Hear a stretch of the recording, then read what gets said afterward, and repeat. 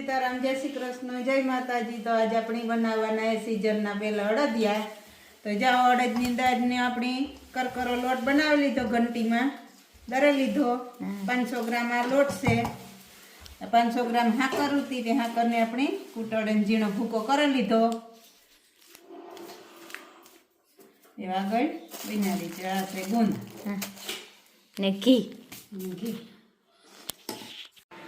ઘીનો માપ કરીને નાખવાનો હોય। જો અમારું ઘી યારાનું જમે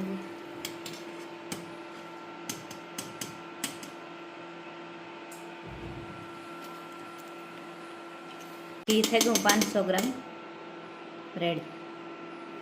હા જો આપણા અડદિયા બનેગા યારાની હા સ્પેશિયલ બની। હા ઠાવકો રાતો ઘીમાં લોટની હેકાવા દીધો અને પછી આપણે જે હાકર કૂટળી હતી ને એ નાખી દીધું।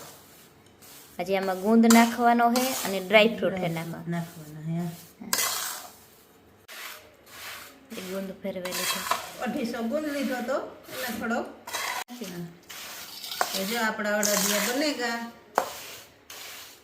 સિમ્પલ રીતથી।